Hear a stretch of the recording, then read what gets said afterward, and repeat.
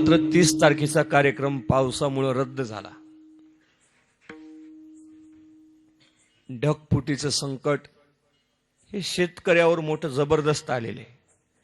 आता ढगफुटी झाली तर फक्त दोनच लोकांना त्रास नाही, एक म्हणजे नेत्याला आणि दुसरा म्हणजे कीर्तनकाराला. हॅलो, नेत्याला त्याचा काय त्रास आहे आणि कीर्तनकाराला काय त्याचा त्रास नाही, पण शेतकऱ्यावर हे मोठं संकट आलेले. बरेचसे कीर्तनकार, बरेचसे संस्थान शेतकऱ्याच्या मदतीला धावून आलेले आहेत. काही नास्तिक लोक म्हणतात ना, देवाचं मंदिर कशाला बांधायचं, तर सद्गुरू गजानन महाराजाच्या संस्थांना 1 कोटी देशाचे माननीय मुख्यमंत्री देवेंद्र फडणवीस यांच्याकडं शेतकऱ्याच्या मदतीला जो निधी असतो त्या निधी दिलेला आहे. किती? 1 कोटी. मग शेगाव संस्थान असेल, तुळजापूर संस्थान असेल, पंढरपूर संस्थान असेल, शिर्डी संस्थान असेल, या चौघांनी 1-1 कोटी दिलेले. आम्ही ज्या संस्थेत, आळंदीला वारकरी शिक्षण संस्थेत अध्ययन केलं, 4 वर्ष जिथं शिकलो, त्याही संस्थेचा 1 कोटीचा देण्याचा प्रयत्न चालू आहे. आणि आमच्यासारखे जेवढे विद्यार्थी आहेत तेवढे त्या स्कॅनरवर जसं जमल तसं आपलं कीर्तनाचं मिळालेलं मानधन शेतकऱ्याकडून ते मानधन त्या स्कॅनरला पाठवून ती सर्व मदत आता कीर्तनकार पण या शेतकरी समाजाला करतात. आणि मग 30 तारखेचा कार्यक्रम रद्द होऊन मात्र मला दररोजच सेवा असल्यामुळं आज थोडा आराम होता. रात्री अहिल्यानगर म्हणजे ते फक्त खोलीत बोलायला जमते, बाहेर बोलायला जमत. अहिल्यानगरला रात्री कीर्तन झालं आणि उद्या सकाळी मात्र किनगाव जवळ खानापूरला आहे. प्रवासाचा अंतर पाहून आजचा दिवस मी रिकामा ठेवला, पण माझं गुपित कोणालाच कळत नव्हतं, पण फक्त आता एकालाच कळायलंय. बरोबर महाराज, माझं गुपित भल्याला कळलं नाही, पण आता काय करता, गोष्ट अवघड झाली. एका बाईला गुपित कळायला. मग आमच्या सासरी भावानं संपर्क केला वाटतं, आणि महाराज ज्या अर्थी लवकर उठले नाही त्या अर्थी आजचा दिवस निवांत आहे असा हवामान खात्याचा अंदाज पंजाब डक गुगळी धामणगाव असा महाराजनीनं लावला. आणि मग पांडुरंगरावचे 4-5 फोन त्याच्यावर दिसले मला. प्रवासामुळे मी फोन उचलू शकलो नाही, आणि मग वेळेवर का होईना पण हजर झालो. तसं आदरणीय समगेकर महाराजांमुळं तुमचं आणि आमचं नातं झालेलं आहे. तसं काही तुमच्या गावाचा तेवढा मला अनुभव नाहीये, पहिलीच भेट आहे. म्हणून सर्वांगाचे कान करून चिंतन श्रवण करण्याचा प्रयत्न करा. सेवा थोडकीच करणार आहे, शांत चित्तानं ऐका. त्या अगोदर तुम्हा सर्वांच्या आशीर्वादाची अपेक्षा करतो. तुम्ही संत माझी याकडा दिठीचा कराल बहुडा, तरी तुम्हा माने एवढा होईन मी. पुनश्च एकदा तुम्हा सर्वांच्या चरणी मनोभावी लीन होतो आणि सेवेला निवडलेल्या अभंगाच्या पदापदाचं चिंतन करतो. विठ्ठल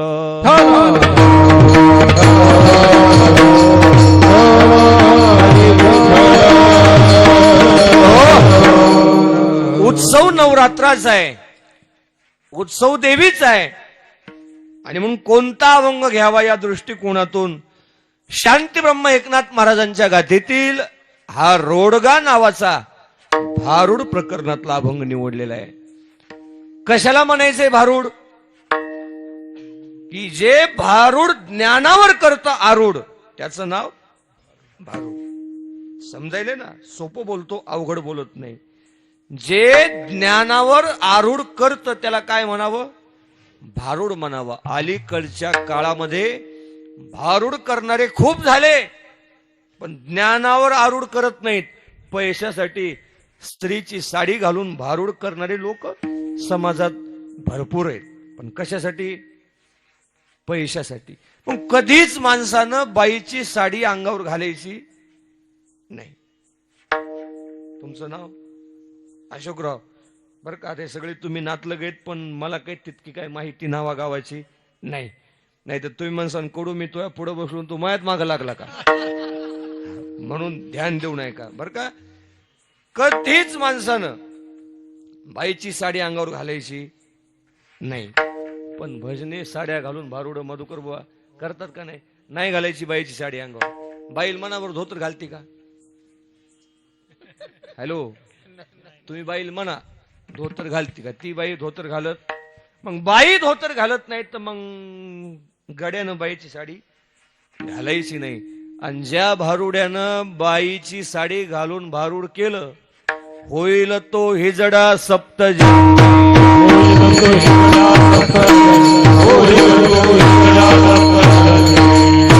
सात जन्म त्याला नांदेडच्या रेल्वेला पुलावर का बरं तुम्ही म्हणसाल तिथं त्याला टाळी वाजवावं लागल. कधी माणसानं बाईचं रूप अंगावर घ्यायचं नाही.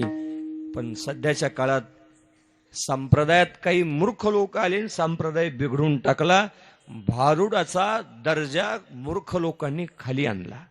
पण नाथ महाराजांनी जे भारूड लिहिलेत ते भारूड कशाला लिहिलेत? ते भारूड ज्ञानावर करतय आरूढ. सर्वसामान्य जनतेचं मनोरंजन करून समाजाचं चित्त परमात्माकडे लावायचं, समाजाला वेदांताचे सिद्धांत माहीत व्हावे या दृष्टिकोनातून समाजाचं मनोरंजन करून नाथ महाराजांनी भारूड लिहिले. मग आजचं भारूड हे रोडगाय. आजच्या भारुडाचं नाव काय? रोडगाय. जशी वेळ आली तशी संत रूपकात्मक बोलले. संत कधी आंधळ्याच्या रूपकातून बोलले तर संत कधी पांगळ्याच्या रूपकातून बोलले. संत कधी मुक्याच्या रूपकातून बोलतात तर कधी बहिऱ्याच्या, कधी जोग्याच्या, कधी जोशाच्या, तर कधी सटवाईच्या. अशा प्रत्येक रूपकातून संत बोलत आले. आज नाथ महाराज बोलतात ते रूपक रोडगा. अभंगाचं नाव रोडगाय. आणि या अभंगातून मात्र अभंगाचे दोन अर्थ, एक दृष्टांताचा अर्थ वेगळा आहे आणि अभंगाचा सिद्धांत मात्र वेगळा आहे. वरवरची भाषा मनोरंजनाची, पण त्या भाषेतलं जे ज्ञान आहे ते मात्र उद्धाराला पात्र आहे. मग वरवरची भाषा मनोरंजन आहे. मी अभंग घेतल्या घेतल्या बायातल्या काही काही तरण्या पोरी हसल्या, त्याला बरं वाटलं. जेवढ्या जेवढ्या या मंडपात सुना आहेत तेवढ्या तेवढ्याला बरं वाटलं. कारण अभंगाचे वरवरचे शब्द कसे आहेत? सासरा माझा गावी गेला तिकडच खपवी त्याला, सासू माझी जाच करीते लवकर निर्दळी तिला, जाऊ माझी फडफड बोलते मोकळे करगे मला, नंदेचं काट्ट. हे सर्व विषय ज्या नवीन पोरीत, ज्या चिंचुर्डीत नांदायला आल्यात त्याच्यासाठी आनंदाची गोष्ट आहे ना. त्या बाया म्हणतील काही करा पांडुरंगराव, पण हे महाराज जावई बदलू नका म्हणतील का नाही? पण जेवढ्या सासा आहेत जुन्या ह्या म्हणतील हो का आमच्या मुळावर आला नाही का. पण याचा वरवरचा अर्थ जरी मनोरंजनाचा असला तर या प्रत्येक शब्दात नाथ महाराजांनी अध्यात्म सांगितलेले. पण तुम्हाला समजण्यासाठी मला अगोदर दृष्टांतातूनच पटवून द्यावं लागेल. एक सासूरवास झालेली स्त्री फार मोठी कंटाळलेली. आता शब्द दोन असतात. शब्द काय? दोन असतात. तुमचं नाव बाबा? माधवराव बाबा. शब्द दोन. एक आहे सासर आणि त्याच्या विरुद्ध शब्द आहे सुधरण. फार सोपं कीर्तन आहे. एक शब्द सासर की त्याच्या विरुद्ध माहेर. कशाला म्हणायचं सासर आणि कशाला म्हणायचं माहेर? जिथं स्वतंत्र राहता येतं त्याला काय म्हणावं? माहेर. आणि जिथं परतंत्र्यात आहे त्याला काय म्हणावं? सासर. जिथं बापानं नांदायला पाठवलं त्याचं नाव सासर. आणि नांदता नांदता आरामाला जिथं यावं लागतं काही दिवस ते गाव माहेर. सोपा अर्थ. जिथं कसंही वागता येतं त्याला काय म्हणावं? माहेर. आणि जिथं कसंही वागता येत नाही त्याला काय म्हणावं? सासर. मग आता इथं कोणत्याही बाईला विचारा सासर आवडतं का माहेर आवडतं? हॅलो, चिंचुर्डीच्या बायाला तुम्ही कोणतीला विचारा सासर आवडतं का माहेर आवडतं? तिकडे माग कोणती म्हणली सासर, मरून तिच्या पोटी जाऊन पहिल्या ओतड्याच काय भाव. सासर कोणतीलाच आवडत नाही. स्त्रीला आवडतं ते माहेरच आवडतं. बरं गड्याला काय आवडते, सासर आवडते का माहेर? हॅलो, हा अहो आपल्याला माहेर नसतं का? स्वतंत्रता म्हणजे माहेर आणि परतंत्रता म्हणजे सासर. मग गड्याला सासर माहेर नाही, मग काय आवडतंय आपल्याला? अहो इथं प्रत्येकाला माहेरच आवडतं.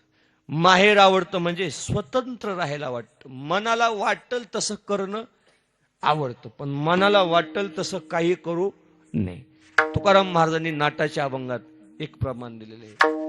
वावरे इच्छा वशे घरी, आपुले सत्तेचे माहेरी, करवी तैशी आपण करी भीड न धरी चुकल्याची. तुकाराम महाराज म्हणतात वावरे इच्छा वशे घरी, तिच्या मनाने इच्छा होईल तशी राहते, पण कुठं? आपुल्या सत्तेचे माहेरी. करवी तैसे आपण करी, काय करायचं तर स्वतः करते, आणि करता करता तिचं जर चुकलं तर भीड न धरी चुकल्याची. ती भीत नाही कुठं? माहेरात. सासरवासाला कंटाळलेली स्त्री जर माहेरात आली, ती 10 वाजता जर उठली तर तिची माय तिला काही म्हणत काही नाही म्हणत, पण तिच्यावरही जळणारी एक माहेरात असतीच. तिचं नाव काय? कोण म्हणलं घोरपड?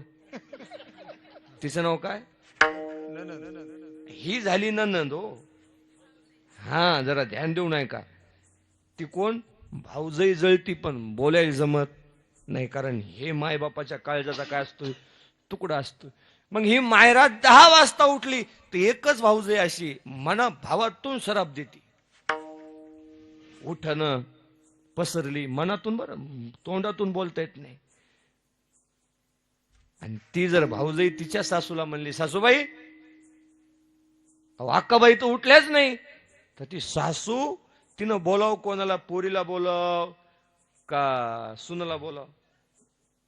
अहो तिनं पोरीला बोलाव. 10 वाजता कुठं उठायचा वेळ आहे का? तिनं बोलाव कोणाला? सुनला बोलाव. पण ती बोलती का?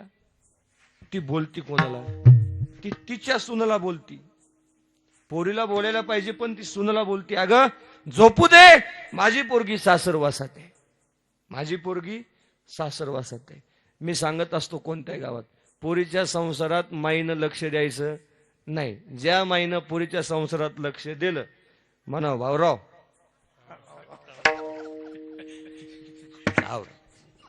हे म्हणली अगं झोपू दे, पण तिला उठ म्हणली नाही. आणि मग उठ म्हणली नाही, ती माईची ताकद म्हणल्यावरती 10 काय 12 वाजेपर्यंत पसरली. पण ही जळू लागली ना. कोण?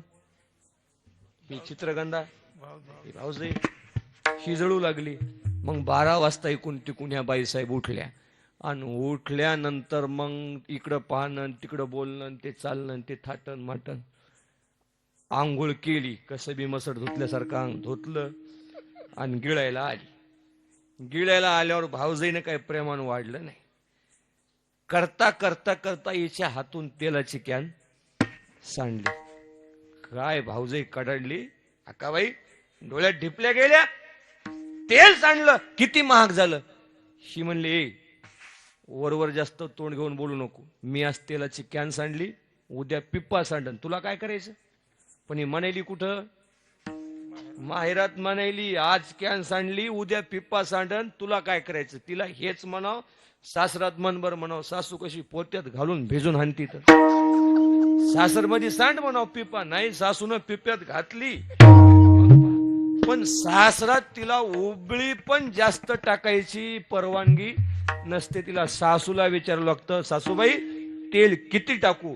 आणि माहेरात भाऊजाईला म्हणते तेल सांडलं तर सांडू दे, उद्या पिप्पा सांडन. त्याचा अर्थ माहेरात तिला जसं वागायचं तसं वागता येतं, तिथं स्वतंत्रता असते. पण सासरात तिला सर्वांच्या मनाप्रमाणे वागावं लागतं, तिथं परतंत्र आहे, तिला मनाच्या विरुद्ध वागता येत नाही. म्हणून सासरवासाला कंटाळत्यात बऱ्याच. आता हे मी जुन्या काळातलं सांगलो, आता नवीन काळात सासरवास हा शब्द राहिला नाही, आता शब्द बदलला. आता सूनवास सुरू झाला. कोणत्याही बाईच्या मोठ्या पोराचं लग्न झालं की तिनं समजाव आपला सूनवास सुरू झाला. आता सासरवास नाही राहिला, आता काय सूनवास. जुन्या काळात होता सासरवास, जुन्या काळात, आता नाही राहिला. सासू उठायच्या आधी उठायचं आणि सासू झोपल्यानंतर झोपायचं. सर्व जेवल्यानंतर जेवायचं आणि सर्व घरातले काम झाल्यानंतर झोपायचं. आणि त्याच्यात का कमी जास्त झालं तर जुन्या सासा म्हणजे लवंगी मिरच्या, त्या काय बोलायच्या सांगता येत नाही. आणि मग तो सासरवास सहन होत नव्हता. या कंटाळलेल्या स्त्रिया नाही का, म्हणून कोणत्या स्त्रीला सासर आवडत नाही? काय आवडतं? माहेर आवडतं. अहो आपल्यालाच नाही, संत जेवढे जन्माला आले तर त्या सर्व संतांची पण ओढ माहेराकडेच. जाईन गे माये तया पंढरपुरा, जाईन गे माये तया पंढरपुरा, जाईन गे माये तया पंढरपुरा, जाईन गे माये तया पंढरपुरा. आपुल्या माहेरा जाईन मी आता, आपुल्या माहेरा जाईन मी आता, आपुल्या माहेरा जाईन मी आता, आपुल्या माहेरा जाईन मी आता. बाई बाई जाते ग माहेरा, बाई बाई जाते ग माहेरा, बाई बाई जाते ग माहेरा, बाई बाई जाते ग माहेरा. मूळच्या घराला, मूळच्या बाई बाई जाते ग माहेरा, बाई बाई जाते ग माहेरा, बाई बाई जाते ग माहेरा, बाई बाई जाते ग माहेरा.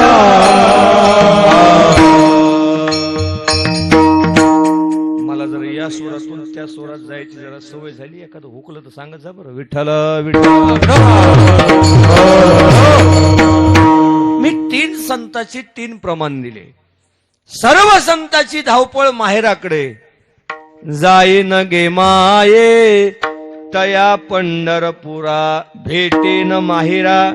हे ज्ञानोबा म्हणतात मी माझ्या माहेराला जाईल. तुकाराम महाराज म्हणतात आपुल्या माहेरा जाईन मी आता. आणि जनाबाई म्हणतात बाई बाई जाते ग माहेराला, बाई बाई जाते ग माहे. म्हणजे जनाबाई म्हणतात माहेराला जाते, ज्ञानेश्वर महाराज म्हणतात माहेराला, तुकाराम महाराज म्हणतात माहेराला. हे सर्व संत माहेरात जातात. त्याचं कारण आहे की माहेरात काय? स्वतंत्रता आहे, आनंद आहे, आराम करण्याची वेळ आहे. पण याच्या विरुद्ध जे गाव असतं त्याला सासर म्हणावं. आणि त्या सासरात सासू सासरा जाऊ देर भाया आणि शिकायला आलेलं नंदेचं पोरग, एवढे जण त्या सासरात असतात. आणि एवढ्याची सेवा त्या मुलीला करावी लागते. आणि करता करता कमी जास्त झाल्यानंतर मात्र मग त्रास होतो. आणि त्रास झाल्यानंतर सहन होत नाही. डोळ्यासमोर घडलेल्या गोष्टी असतात काही काही. हो, आमच्या भागातली गोष्ट सांगतो. नातेवाईकातली, नाव सांगत नाही, सांगितलं असतं पण सांगलं की पांगलं, आणि नाही सांगलं ते चांगलं. सासरवास झाला. पोरगी सासूला म्हणली माहेराला जाते, नाही जाऊ दिली. बाथरूम मध्ये नेऊन जाळून मारली. बाथरूम मध्ये नेऊन सासूनं आणि पोरानं काय करून मारली? जाळून मारली.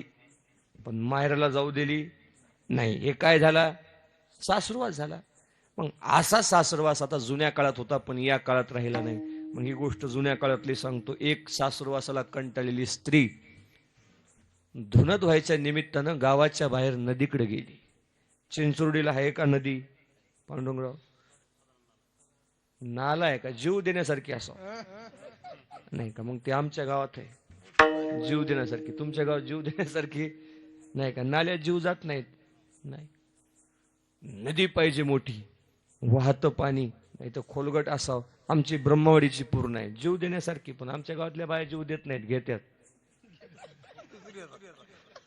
ज्याला कळलं त्याला धन्यवाद, ज्याला नाही कळलं त्याला माय जगन्नाथ बाप आहे जगन्नाथ. आमच्या गावातली बाई जीव देणारच नाही. नाही नाही, ती जीव घेती नवऱ्याचा, देत नाही. पण तशी नदी पाहिजे जीव देण्यासारखी. ही सासरवासाला कंटाळली आणि कंटाळली, टोपलं भर धुणं डोक्यावर घेतलं, नदीवर आली. तर नदीवर आल्यानंतर ती धुणं धुवू लागली आणि तिची खालच्या वाड्यातली मैत्रीण ती धुणं धुवायला आली. तिला पाहिल्यावर तिच्या डोळ्यात धारा आल्या, रडू लागली. आणि रडू लागल्यावर धुणं ठेवलं बाजूला, तिनं धुणं ठेवलं बाजूला. तितकीच या पोरीला मोकळं बोलायची संधी, मोकळं वातावरण कुठं? फक्त नदीवर. घरी आल्या की पुन्हा जेलात पडल्यासारख्या झाल्या. मग ती नदीच्या काठावर धुणं धुता धुता थांबली, रडू लागली. आता बाई जर रडत असली बर का, त्या बायाचे ठरलेले शब्द असतात काय काय बोलताना. ती म्हणती माय रडू नको, तोंडानं बोलून दाखव. बाया काय म्हणतात? रडू नको, तोंडानं बोलून दाखव. मग तिनं रडणं बंद केलं, तोंडानं बोलून दाखवायला सुरू केलं. ही म्हणली काहून रडायली? ती म्हणली रडू नको तर काय करू, त्रास मला एवढा आहे की भयंकर त्रास आहे. सर्व जीवन माझं परतंत्र्यात आहे. सासरा आला की शिव्या देतो की सासू बोलती, ननंद बोलती, जाऊ बोलती, नंदेचं पोरग बोलत. आणि एवढे सगळे बोलले, नवरा पण चांगला बोलत नाही. गोष्ट अशी असती कोणीच न बोलावं, पण नवरा जर चांगला बोलला तर त्या पोरीला काही होत नाही. पाटलाची पोरगी मोठ्या पाटलाच्या घरी दिली, घर पाहून दिलं. घर काय दिलं? पाहून दिलं. पाहून दिल्यावर 2च महिन्यात ती पोरगी वाळूनच गेली. मग वाळून गेल्यावर तिच्या बापाने विचारलं, पोरी तुला मी पाहून दिलं तू वाळून गेली, सासरा त्रास देतो का? ती म्हणली बाबा तुमच्यापेक्षा माझा सासरा चांगला आहे. मग सासू त्रास देते का? म्हणजे जन्म देणाऱ्या आईपेक्षा चांगली आहे. नणंद त्रास देते का? बहिणीपेक्षा चांगली आहे. आणि मग तू वाळून काऊन गेली? म्हणे बाबा सगळं चांगलंय, मालक पण चांगलेत, वाढलं की खातात, पाणी टाकलं की आंघोळ करतात, कपडे दिले की घालतात, पण बोलत. आणि मग तिची तब्येत राहीन चांगली, ती झोरून जाते, ती वाळून जाते. तसं ही तिच्या मैत्रिणीला सांगू लागली की मला माझ्या सासरात आता त्रास झाला. तिला म्हणू लागली, हे सखे तो माझ्यावर उपकार कर, मला माझ्या माहेरात नेऊन घालते का? मला आता सासरात मात्र उबग आला. काय आला? उबग आला. मुक्ताबाईचा अभंग आहे पा. उपगले सासरी आता तुम्ही मला माहेरास न्या हो. एवढा जात तुमच्या पडते मी पाया हो. थोडा एवढा जात तुमच्या पडते मी पाया. थोडा एवढा तुमच्या पडते पाया. एवढा तुमच्या पडते मी पाया.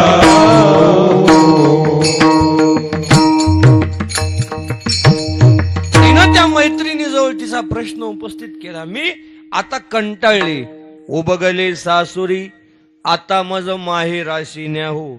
सोडा एवढा त्रास तुमच्या पडते पाया हो. ती तिच्या मैत्रिणीच्या पाया पडली. सखे पाया पडते, पण मला या त्रासातून सोडव आणि माहेरात नेऊन घालो.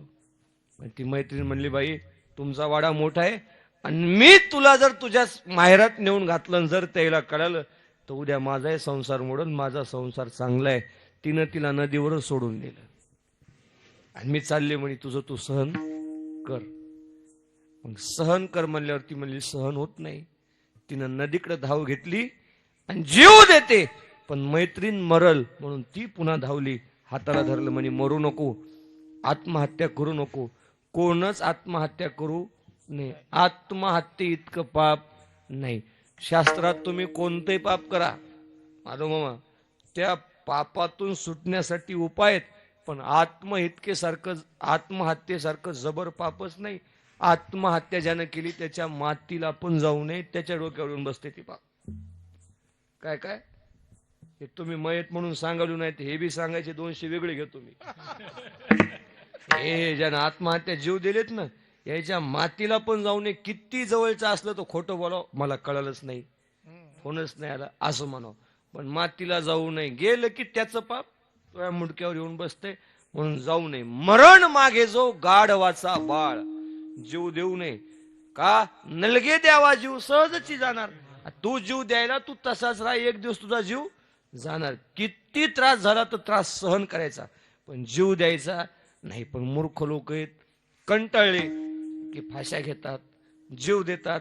याच्या इतकं मोठं पाप नाही. आणि तिनं तिला समजून सांगितलं बाई आत्महत्या करू नको. ती म्हणली मग आत्महत्या करू नको तर सासरातला त्रास मात्र मला सहन होत नाही.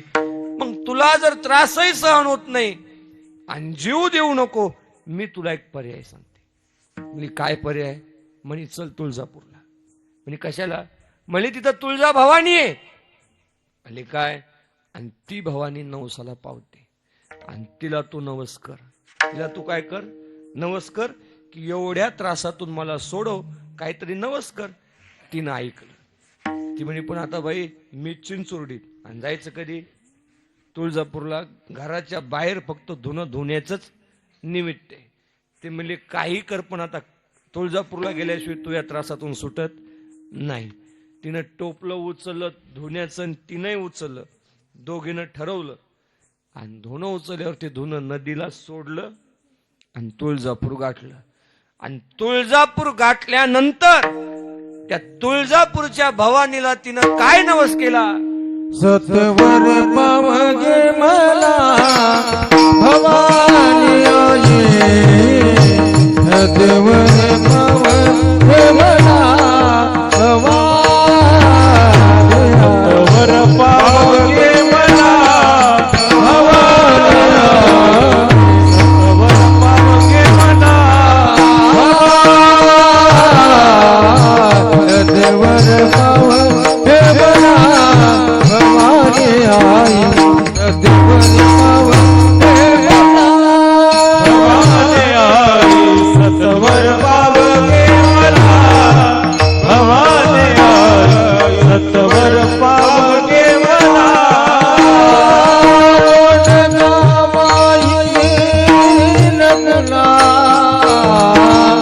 रोजगा वाणी रत्ना भवानी आई, सत्वर पावगे मला भवानी आई, सत्वर पावगे मला.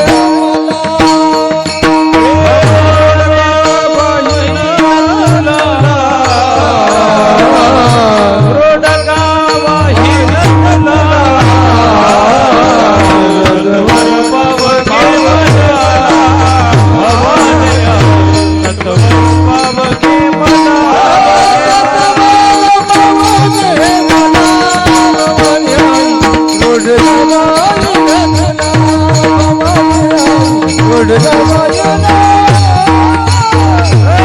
सत्वर पावगे मला भवानी आई, सत्वर पावगे मला.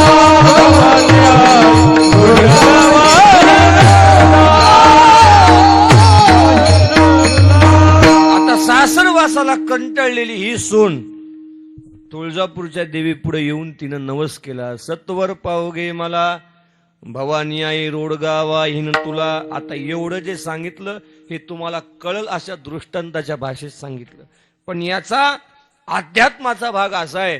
सासरवासाला कंटाळलेली सून त्याच्यातलं अध्यात्म असं आहे की विकाराला कंटाळलेला साधक आहे.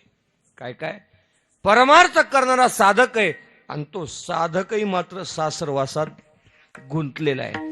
त्याला सर्व विकाराचा त्रास आहे. कोणाला? साधकाला. आता सुनेचं रूपक ते सोडून द्या, फक्त कळण्यासाठी ते तुम्हाला पटून सांगितलं. पण आता हाही साधक त्रस्त आहे. कोणामुळं? सासूमुळं, सासऱ्यामुळं, नंदेमुळं, जाऊमुळं. पण याच्यातून महाराजांनी रूपक केलं आणि आता त्याचे प्रयत्न चालू आहेत. परमार्थ करणं म्हणजे प्रयत्न आहेत आणि प्रयत्न करता करताही ते विकार जर त्रास देत असतील तर जिथं प्रयत्न कमी पडतात तिथं नंतर देवाची धाव करावी आणि मग देवाचे प्रयत्न चालू होतात. आज ही साधक रूपी सून भवानी माती जवळ आली. आता ही सासरवासाला कंटाळलेली सून तुळजाभवानीला तुळजापूरला गेली आणि साधक रूपी सून विठाई रूपी भवानी पंढरपूरला गेलेली. हे तुळजापूरची भवानी, पंढरपूरचा विठ्ठल हे दोन देव नाहीत. हे धरी येली सोंगे अवघी येणे पांडुरंगे. तुळजापूरचं जे ठाण आहे त्याला प्रमुख 3.5 शक्तिपीठ असं आपण म्हणतो. कुणी याला 108 शक्तिपीठ मानतात. त्या दक्षानं यज्ञ केला. दक्ष म्हणजे शंकररावचा सासरा. शंकरराव तुमच्या चिचोरडीचे नाही हा. शंकर म्हणजे महादेव. महादेवाचा सासरा कोण? तर दक्ष. यज्ञ केला तर त्यात सासरा आहे मोठा पाहणं, जावायला बोलवलं दुसराच बोलवला. ते तसं घडू नये म्हणून सासऱ्याला माहिती आहे मग काहीतरी होईल. सासऱ्याने काय बोलवला? जावाई बोलवला. सासऱ्याने सांभाळलं पाहिजे. आता या दक्षानं जावायला नाही बोलवलं शंकररावला, दुसराच महाराज बोलवला. जावायला राग आला. काय राग आला? त्यानं बायकोला सांगितलं तू जायचं. आता लग्न झाल्यावर बायकोनं जावायच्या मनावर राव का तिच्या बापाच्या? कोण म्हणलं तिच्या बापाच्या? मग जाय बापाच्या घरी. तिनं कोणाच्या मनावर राहा? जावायच्या. ती म्हणली नाही, बापानं जरी बोलवलं नाही मी जाणार. तिथं गेली तर हिच्या बापानं जावायासाठी आसन नाही, काय नाही, काय नाही, काय नाही. इलाय मान नाही. राग आला हिला. तिथं गेल्यानंतर ती म्हणे नवऱ्याचं ऐकलं असतं तर बरं झालं असतं. नंतर कळते बायाला बरं. आणि मग तिथं असं होम हावन चालू होतं आणि त्या यज्ञात तिनं काय दिला? होडीत टाकली. ती जळाली. मग ती जळाली. त्या वीरभद्रान मधात कुटाने केली. मग शंकरराव आले. ते तिला उचललं. राग आला आणि सगळा प्रदेश फिरत बसले. जिथं जिथं तिच्या शरीराचे भाग पडले तिथे तिथं काय झाले? शक्तिपीठ झाले. जिथं तिचं मुंडकं पडलं ते बलुचिस्तान आहे, पाकिस्तानच्या पुढे. जाता का तिकडे? का त्या बलुचिस्तान मध्ये गड हिंगलाज देवी. काय? गड हिंगलाज देवी. तिथं तिचं मुंडकं पडलं तर तिला नाव गड हिंगलाज देवी पडलं. जिथं तिची योनी पडली तिथं कामाख्या देवी झाली. म्हणजे जिथं जिथं तिचे अवयव पडले, जिथं जिचे डोळे पडले तिथं नयना झाली.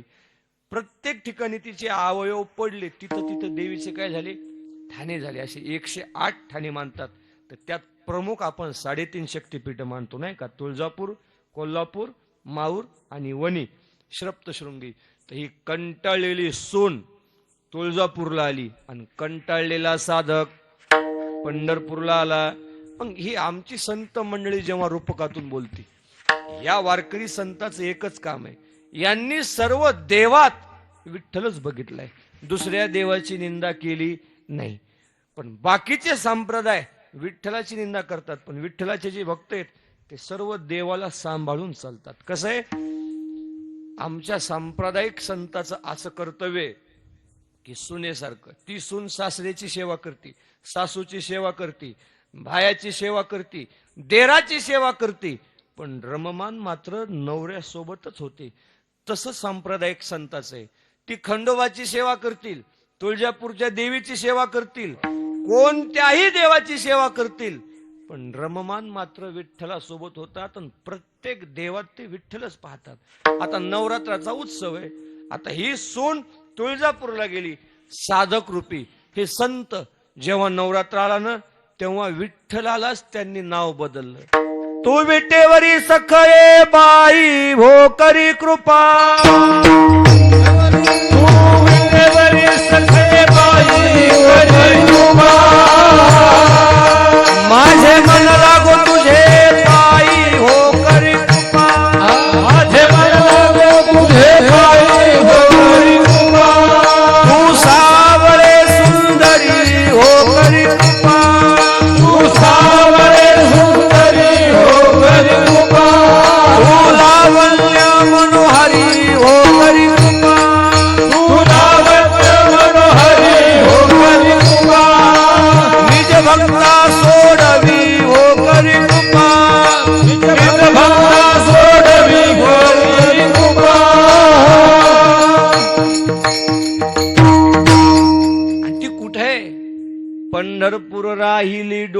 देखिली संती पाहिली वरुणी विठाई सच्चिदानंदांबाबाई वो करी कृपा विठाई किठाई माझे कृष्णाई एक एक विठाबाई माझे पंढरीचे मग तुळजा भवानीचं ठाण तुळजापूरला आहे तसं विठ्ठलाचं ठाण अधिष्ठान पंढरपूर नांदे कानाई सुंदर लोहो लागला आंबेचा विठाबाई आनंदीचा अधिष्ठान पंढरपूर म्हणून ह्या देव आणि देवी काही वेगळे नाहीत पण एक भवानी शब्द आलाय म्हणून ही सासुरवासाला कंटाळलेली सून भवानी पुढे जाते आणि रूपक करते की हे आई भवानी सत्वर पावगे मला भवानी आई रोडगावा येईन तुला.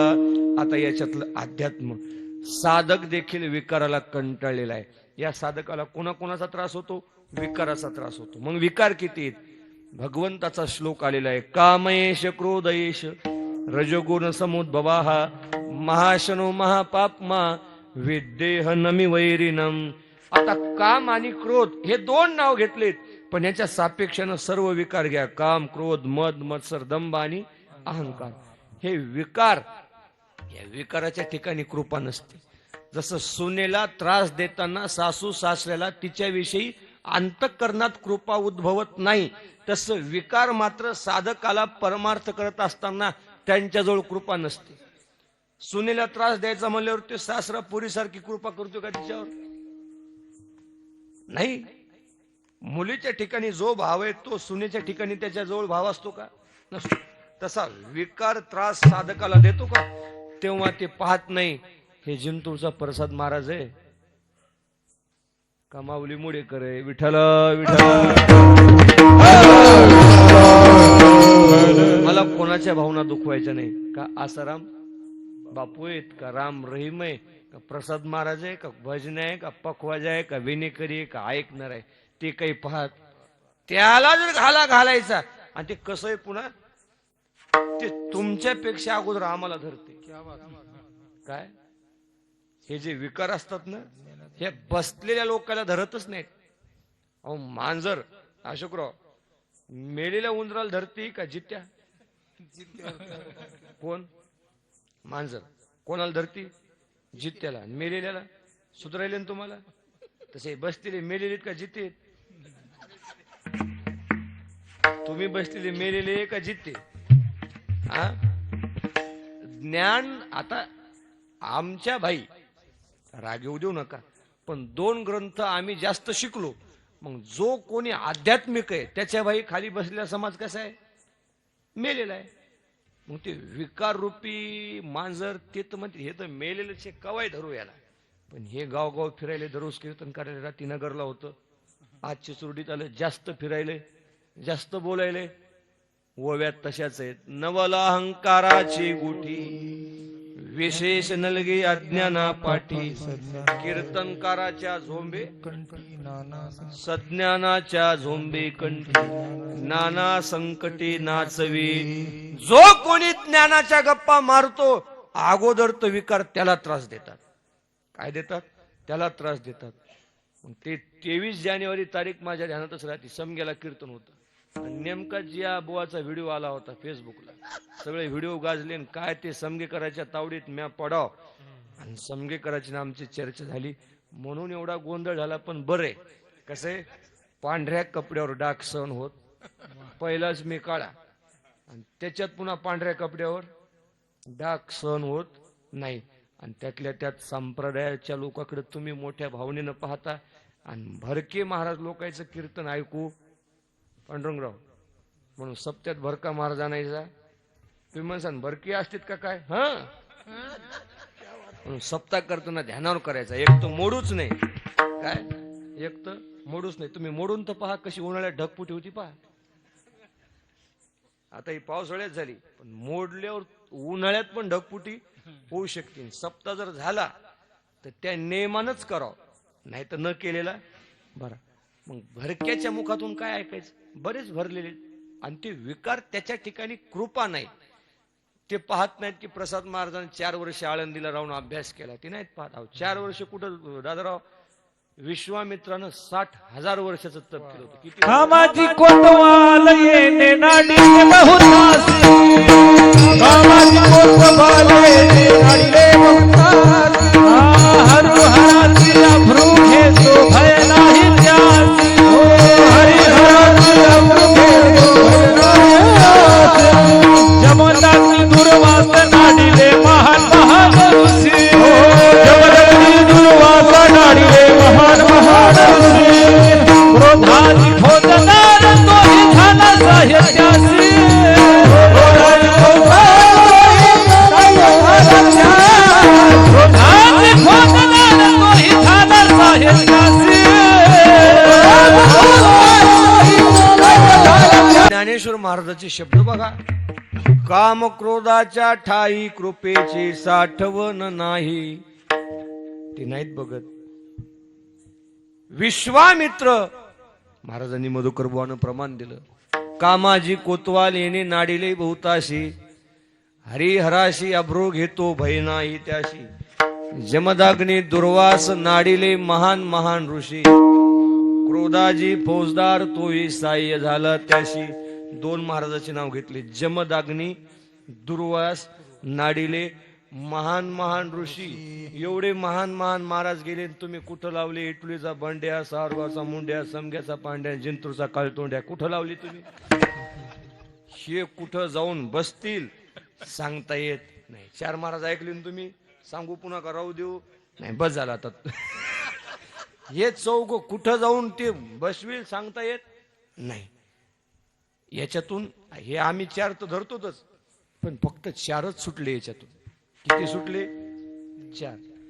जगात 4 महाराज सुटले. बाकीचे कसे ते तुम्हाला माहित आणि त्याचं त्याला माहित. भल्या भल्या सिला बिला बंदा भल्या भल्या सिला बिला बंदा भल्या भल्या सिला उला बंदा भल्या भल्या सिला उला बंदा भल्या भल्या सिला बिला बंदा भल्या भल्या सिला बिला बंदा भल्या भल्या सिला बिला बंदा भल्या भल्या सिला बिला बंदा तुम सुटले चौके जण सुटले चौके जण सुट बिस्मा सुट बिस्मा होता करते स्वादिदार नाही बट्टा भल्या भल्या सिला बिला बट्टा भल्या भल्या सिला बिला बट्टा भल्या सिला बिला बट्टा भल्या भल्या सिला बिला बट्टा बरी नाही थंड बरी नाही थंड बरी नाही थंड भल्या भल्या सिला बिला बट्टा भल्या भल्या सिला बिला बट्टा भल्या सिला बिला बट्टा भल्या भल्या सिला बिला बट्टा बट्टा योग्य प्रमाण दिलं, रामबाण प्रमाण दिलं. प्रमाण लागलं तर रामबाण, चुकलं की रावणबाण. 4च महाराज सुटले. त्या 4 महाराजाला विकारानं त्रास दिला. यातून सुटले 4घे जण, शुक, भीष्म आणि हनुमान. 4था कार्तिक स्वामी जाण, त्याला नाही बट्टा. आणि हे सोडले भल्या भल्या शिलाविला बट्टा. थट्टा रावणाने केली, लंका सोन्याची बुडविली. 80,000 बायका होत्या, पण सीतेवर डोळा ठेवला, सोन्याची लंका बुडवली, मातीत गेली, राख रांगोळी झाली. महाराज म्हणतात ही बट्टा चांगली नाही. मग एवढ्याला त्रास देतो तर आमच्यासारख्या सामान्य साधकाला विकार कसे सोडतील? म्हणून हे साधक देवापुढे म्हणतात, देवा मग हे जर विकार आम्हाला त्रास देतात, आता रूपक आपण सोन्याचं केलं, त्या सोनेला त्रास होऊ लागला तर ती नदीत काय देऊ लागली? जीव देऊ लागली. तसे हे पण साधक देवाला म्हणतात, संसाराचा धार मरण भले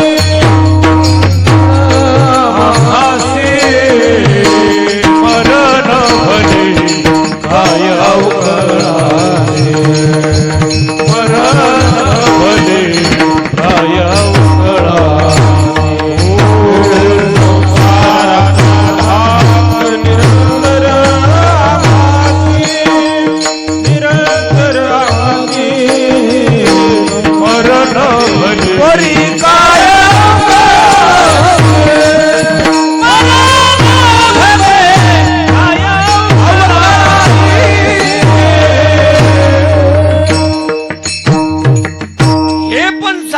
देवाला म्हणतात, देवा कागा सासुरवाशी मज केले भगवंता. मी चांगला होतो, तू मला सासरवासात घातलं.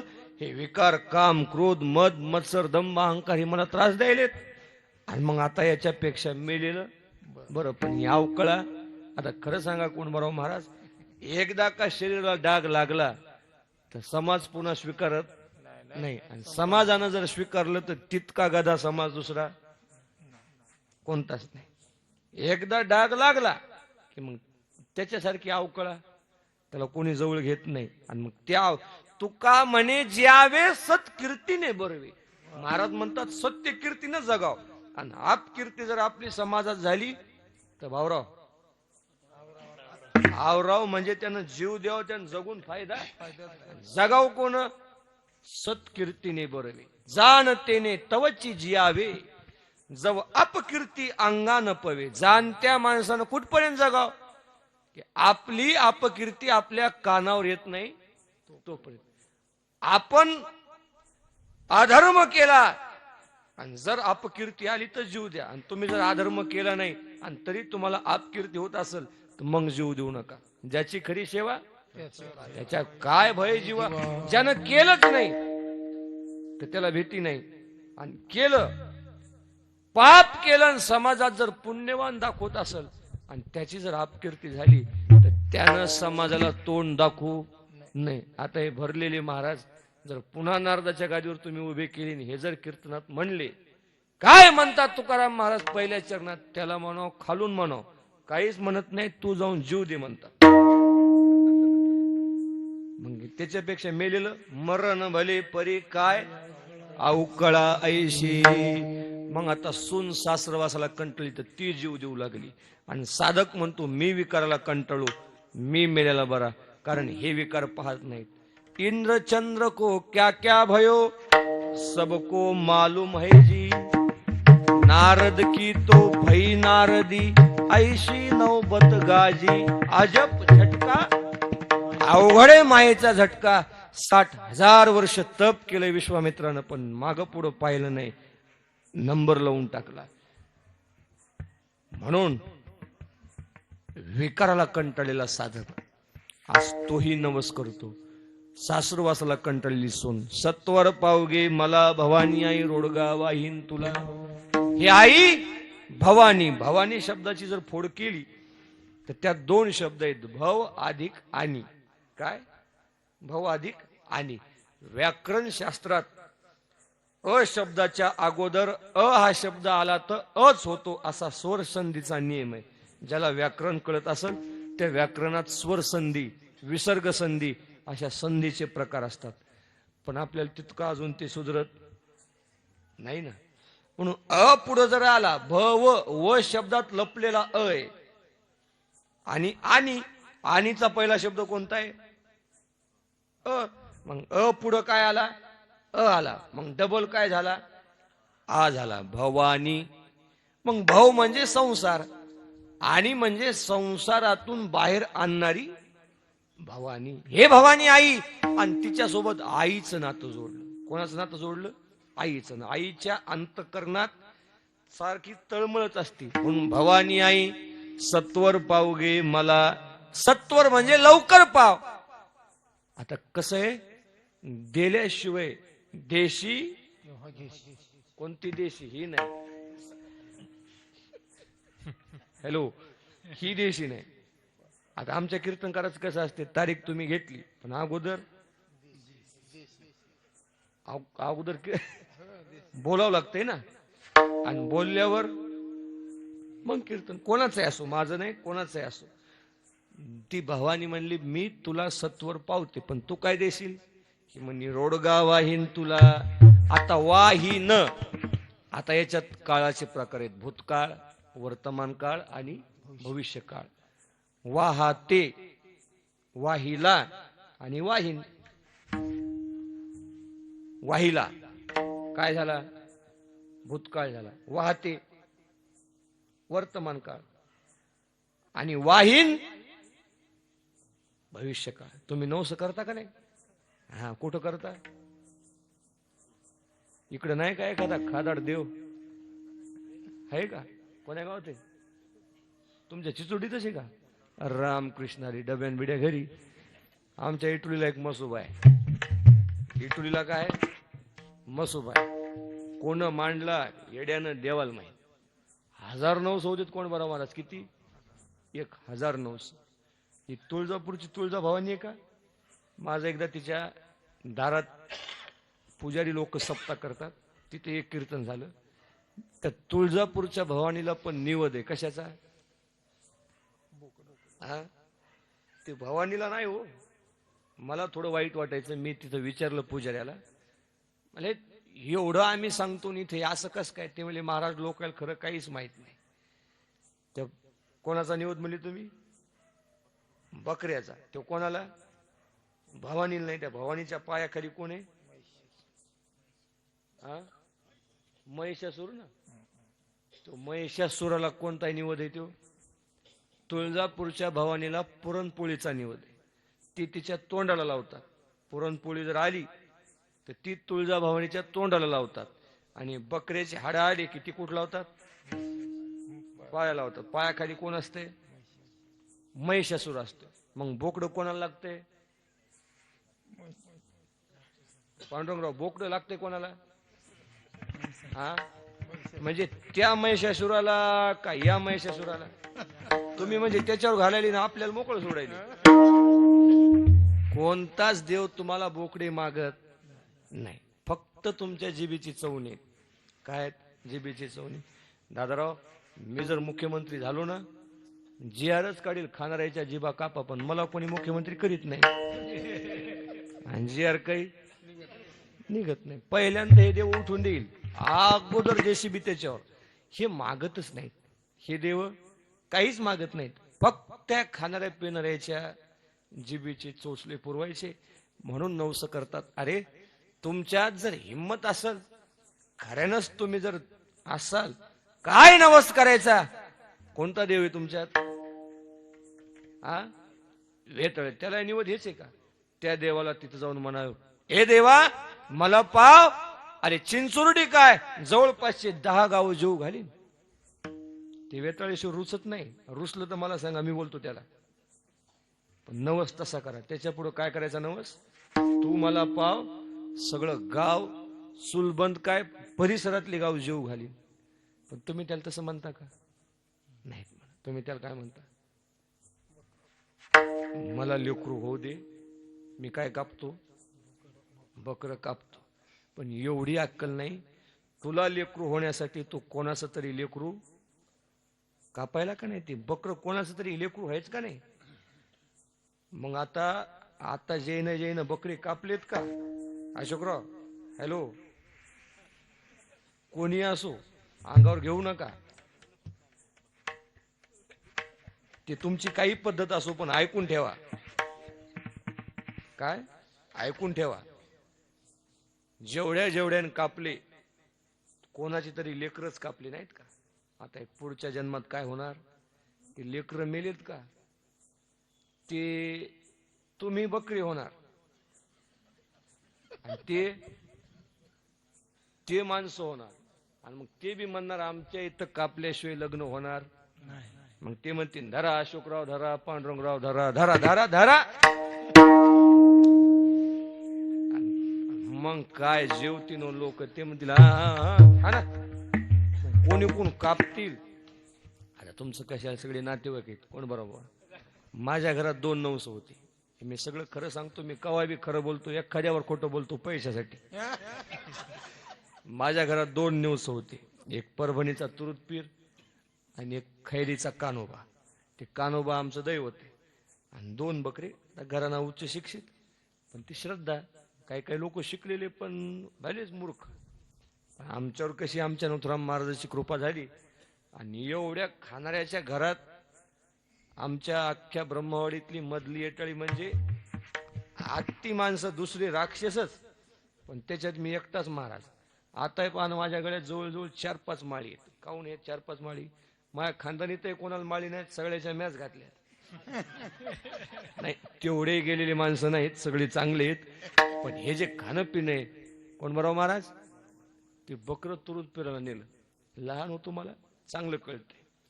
आणि त्याच्या गळ्यावर सुरीनं कापलं की ती रक्ताची धार अंगावर आली. हे तरफडलं ते पाहिलं मी. ते बकरं तरफडताना पाहिलं आणि सगळ्याच आम्ही राग केला तेव्हा. आणि घरातले दोन्ही नवस बंद केले. त्या कानोबाचा नवस बंद केला आणि तुरुत पिढ्याचा बंद केला. काही वाकडं झालं नाही. काय काही वाकडं झालं नाही. आमची सासू म्हणे जा मसोबाला. मेल पोरगी मेली तर घोर नाही पण मसोबाच्या पाया पडत नाही. विठाल विठाल.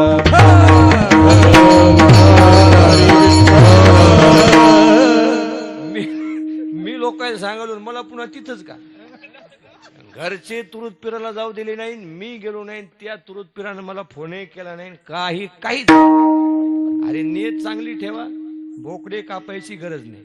काय फक्त कर्म चांगली ठेवा. काही देव तुमचं वाकडं करत नाही. सगळा संसार प्रारब्धावर सोडून द्या. जे व्हायचंय ते म्हणावं आपल्या कपाळाचा दोष तसं ते होत राहते. पण हे नवसा किवसानं खेळ जमत नाही. कोणी नवस हे मी का बोलतो. माझ्या बोलण्याने एखादा जरी नवस जर बंद पडला तरी माझं कीर्तन काय झालं सफल झालं. करायचेच नाही नवस नाही करायचे. करायचे असतील नवस हिम्मत असेल तर गाव जीव घाला. नगर भोजन करा. काय करायचे नगर भोजन असे नवस करा. पण कापाकापीचे नवस करू नका. माळकरी व्हा. व्यसन सोडा. याच्याशिवाय तुम्हाला समाधान नाही. आणि हे ऐकूनही जर तुम्हाला बदलायचं नसल तर मांस खाता हुस करी जोडोनी वैरी ठेविला. तुम्ही शेतकरी आहेत ना. सोयाबीन पेरलं की ते उगवतंय का नाही उगवतं. तसं तुम्ही कापलं की तुम्हाला कापणार म्हणजे कापणार इतकं ठरलेलं आहे. म्हणून तसे वाईट नवस करायचे नाही. भवानी आई रोडगा वाहीन तुला. तुम्ही रोडगा वाहीन. मग आता रोडगा ही काय पद्धत आहे. आता हे बायाला माहित रोडगा काय असते. काय बायाला माहित. हो 2 कप गव्हाचं पीठ घ्यायचं. 1 कप चना डाळीचं पीठ घ्यायचं. सांगू का सगळं नाही तर मलाच करायला हवं. आणि असं जाड थापायचं. काय त्याच्यात पुन्हा दूध टाकायचं. जर गोड रोडगा करायचा असेल तर दूध टाकायचं. आता किती वस्तू झाल्या. 2 कप गहू 1 कप ती डाळ दूध 4 आणि त्याला तव्यावर टाकलं. थोडं शेजारानं तूप टाकायचं. किती झाले 5. या 5 वस्तू वापरायच्या आणि असा जाड रोडगा करायचा आणि ते व्हायचा. खंडोबाला पण रोडगा आहे का नाही. आत्मनिवेदन भरित रोडगा निवतील हरू हरी. एका जनार्दनी धन्य खंडेराव त्यावर कोणचा वारी. मग हा रोडगा ती म्हणते मी रोडगा करीन. सुन काय म्हणते मी रोडगा करीन. आणि साधकही म्हणतो मी रोडगा वाईन. मग हा देहरूपी रोडगा आहे. हा पंचतत्वापासून उत्पन्न झालेला आहे. आणि हा रोडगा मी तुला वाईन. वाईन म्हणजे मग हात गीत कापून व्हायचा का नाही नाही. मी डोळ्यानं तुला पाहिल. कानानं तुझंच ऐकल. तोंडानं तुझंच बोलल. माझं सर्व शरीर मी तुझ्या सेवेत देह समर्पे जे देवा. भार काहीच न घ्यावा होईल आगवा. तुका म्हणे आनंद सत्वर पावगे मला. भवानी आई रोडगा वाहीन तुला. मग त्या भवानीनं काय झालं घडी पाहिली तर घडीत 10:44 झाली. ती भवानी म्हणली तू मला रोडगा वाहशील पण नेमकं काय काम आहे. तिनं काम सांगितलं दुसऱ्या सासरा माझा गेला चाला. गावी गेला. सासरा माझा गावी गेला.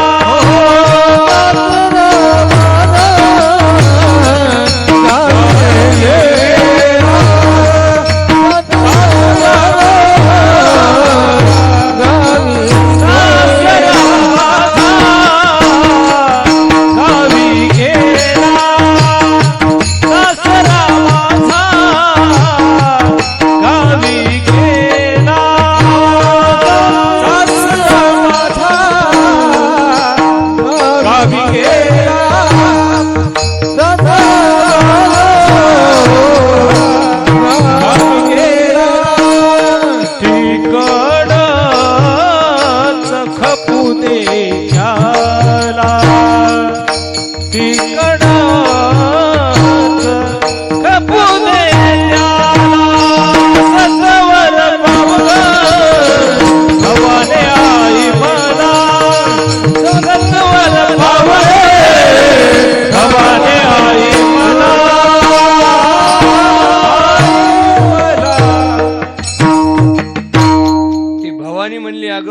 झाला, उद्या तुला लांब जायचं कीर्तनाला, नेमकं काम काय करू मी? तिनं सांगितलं, सासरा माझा गावी गेला, तिकडच खपवी त्याला. मग आता हिचा सासरा गावाला गेला, तिच्या नंदेच्या घरी गेला. मग आता त्याला तिकडे गेला ना, तर तिकडच खपव, त्याचा ऍक्सिडेंट कर, काही कर, पण त्याला गावात इकडे येऊ देऊ नको. मग आता सुनेचा सासरा द्या सोडून, आता साधकाचा सासरा कोण आहे? जो कोणी परमार्थिक आहे, परमार्थिकाचा सासरा कोण आहे? तर यातच आईचा जोगवा, अनादि निर्गुण, त्याच्यात एक चरण आहे पहा, नवविध भक्तीच्या करीन नवरात्रा. आणि त्याची शेवटची ओळ आहे, दंभ सासऱ्या सांडेन कुपात्रा, आईचा जोगवा मागे. दंभ नावाचा सासरा आहे, साधकाचा सासरा कोण आहे? दंभ. मग तो दंभ सासरा मारून टाक. तो दंभ या देह गावातून बाहेर गेलेला आहे. आता दंभ कशाला म्हणावं, सांगू का राहू देऊ? बरं राहू द्या, बरं सांगतो, बरं राहू द्या, बरं आता सांगतो एवढं, मग थांबतो. दंभ कोणाला म्हणायचं? दंभ साधकाचा सासरा आहे. दंभ म्हणजे शास्त्रीय भाषेत जेने सत्याचा भोगसा पाळीला. आणि तुम्हाला कळलं असं या भाषेत सांगायचं म्हणजे दंभ म्हणजे आहे ते झाकायचं आणि नाही ते दाखवायचं. काय आहे ते झाकून ठेवायचं, नाही ते दाखवायचं, त्याला काय म्हणावं? दंभ. मग दंभ कधी कधी आपल्यातही असतो महाराज लोकात, आणि कधी कधी बसणाऱ्यात पण असतो. काही तुकाराम महाराजाचा गाथा तुम्ही बघा, दांभिक वक्ताय सांगितला आणि दांभिक श्रोता सांगितला. अगोदर आमचं सांगू का तुमचं? अशोकराव आपलं सांगा. हा, म्हणजे आमच्यावर शिकू द्या, नाही का? आमच्यात दांभिक वक्ते असतात. काय काय काय दांभिक महाराज असतात. तुकाराम महाराजांनी अभंग लिहिला, कीर्तनाच्या वेळी रडे पडे लोळे, कीर्तनाच्या वेळी रडे पडे लोळे, प्रेमाविन डोळे गळताती. कीर्तनाच्या वेळेस कीर्तनात महाराज आला की रडतो, कीर्तनात महाराज रडतो. मी एका महाराजाला विचारलं, म्हणलं होय रे, मला आमचे नातेवाईक मरतात, आज्या मेला, आजी मेला. म्हणलं मी रडलो नाही, मला रडू येत नाही, कोणी मेलं तरी. तुम्ही काही म्हणा, कोणी मेलं ना आपलं रडू येत नाही, वाटते बरं झालं मेलं, मुक्त झालं.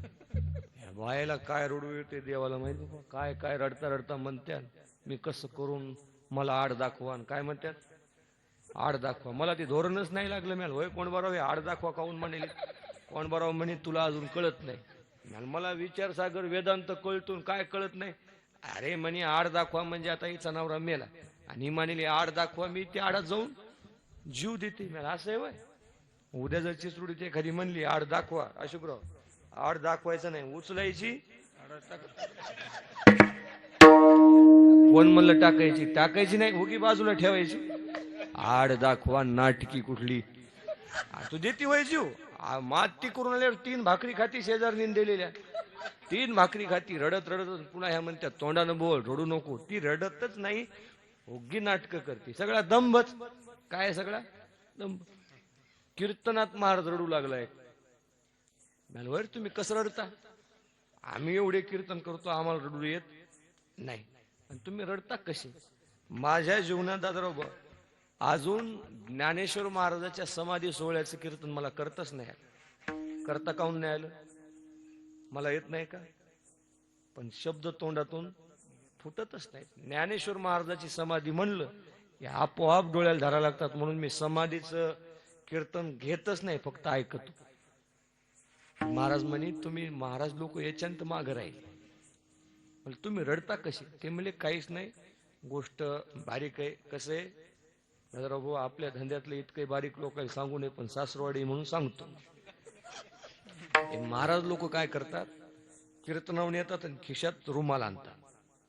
रुमाल आणतात ना, ते रुमाल मायकाच्या दांड्यावर ठेवतात का नाही? इथं तुम्ही कीर्तनकार पाहिले की नाही रुमाल ठेवताना? म्या ठेवला का नाही? इथं रुमाल ठेवतात. तर ते रुमाल ठेवतात तर त्याच्या चारही कोपऱ्याला घरूनच झेंडू बांब लावून आणतात. हे महाराज लोक काय करतात, घरूनच त्याला काय लावून आणतात? झेंडू बांब लावून आणतात. हो. आणि मग थोडा विषय काही निघाला की मग ते रुमाल उचलायचा आणि डोळ्याला लावायचा. डोळ्याला लावल्यावर ती मुळात झेंडू बांब आहे. मग काही इकून गंगा निघते, इकून यमुना निघते, नागपूर येते, नागपूरून बंगालचा उपसागर. आणि ते महाराज मग रडते. महाराज रडला की ही बायाची जात अशी भाविक. माणसं नाहीत बोलत पण बाया म्हणतात यमने काही म्हण, पण काय रातचा महाराज रडला हिला हाणाय पाहिजे फोकानं. आणि हे म्हणतो मग आणा उद्या 500 घे, 600 देती.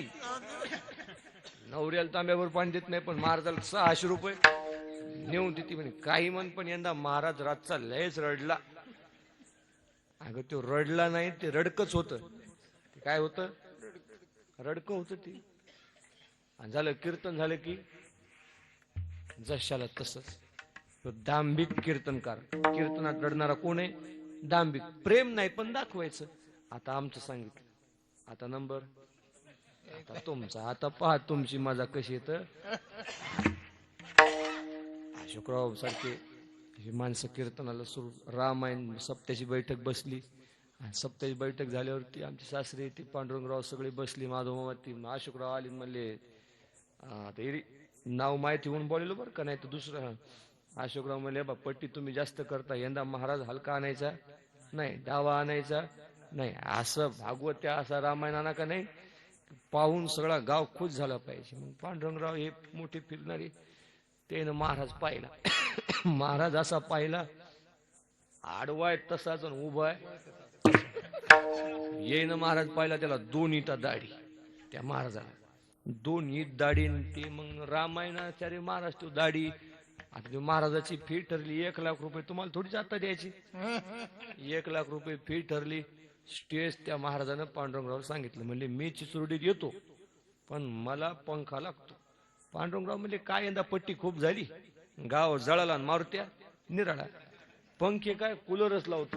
4-5 पांडुरंगरावनं कूलर आणली. एक तिकून एक, एकून एक, मागून एक, पुढून. आणि मग अशी माणसं पुढे येऊन बसली. आता पुढे येऊन बसल्यावर ते कूलर झालं की सुरू. कूलर सुरू झालं ते यानं रामायण सुरू केलं. मर्यादा पुरुषोत्तम प्रभू रामचंद्र कैकेयीच्या वरानं दशरथानं, असं जे रामायण सुरू झालं. आणि ते कूलर सुरू झालं की त्याची दाढी हालायली. ते अशोकराव पुढे बसली. अशोकरावच्या डोळ्यात धारा लागले. अशोकराव रडायला. ते रामायणानं पाहिलं अशोकरावकडे. ते म्हणे काय चिचरोडीचा माणूस आहे बघा. एकच शब्द बोललो तर डोळ्यातून धारा सुरू झाल्या. त्यानं रामायणच बंद केलं. दुसऱ्या दिवशी पुन्हा अशोकराव येऊन बसले आणि यानं रामायण सुरू केलं. केवटाची रामाची भेट झाली. ते केवटाचा प्रसंग सांगताना ते तितक्यात लाईन आली, कूलर सुरू झालं. आणि याची दाढी पुन्हा इकडून तिकडं, तिकडून इकडं मारे. ती दाढी लागली हालायला ना. अशोकरावच्या डोळ्यात पाणी आलं की हल्लेली दाढी पाहून ते म्हणे काय चिचरोडीची माणसं आहेत बाबा. 2च दिवस झालं रामायण सुरू झालं आणि एक शब्द बोललो की पुढचा माणूस रडायचला. ते पांडुरंगराव सांगितलं हो ते पुढे बसलेला माणूस भगवो उपरनं चष्मा गिस्मा आहे. ते रामायणात दररोज रडायला. पांडुरंगराव म्हणले लक्ष देऊ नका, माणूस आमचाच आहे, आम्हाला माहित आहे. महाराज याच्यावर सुटला पांडुरंगराव. काय म्हणे तुम्हाला कळत नाही गावातल्या माणसाची किंमत. तो माणूस पुढं बसून धड धड रडायला आणि तुम्ही म्हणता माणूस आमचाच आहे. ते म्हणे नाही मला त्याच्या घरी चहा प्यायला जायचं. आता मला बोलवलं पण मग जाणं होईना, मी पितच नाही. तो महाराज होऊन म्हणला मला अशोकरावच्या घरी चहा प्यायला जायचं. पांडुरंगराव म्हणले नका महाराज चहा प्यायला, बोलवलं नाही तर कशाला जायचं. ते म्हणे नाही नाही तुम्हाला गावातल्या लोकांची किंमत नाही म्हणे, कार्यकर्ते तुम्ही तसेच आहेत. माणूस रडायला दररोज रामायणात येऊन तुम्ही म्हणता त्याच्या घरी जाऊ नका, मला जायचं. पांडुरंगराव म्हणले याची आली म्हणले गडे आता काय सोयाबीन नाही याची आली म्हणले. आता घेतला रामायणा घेतला ना अशोकरावच्या घरी नेऊन घातला. अशोकरावच्या घरी नेऊन रामायणा घातल्यावर मग आता तो रामायणकार उबडा पाया पडला अशोकरावच्या. काऊन ते रडू लागले ना. तो रामायण अशोकराव म्हणे काय अशोकराव मी लय गाव पाहिले म्हणे पण तुमच्या गावासारखं गाव नाही, तुमच्यासारखा माणूस पाहिलाच नाही. मी रामायण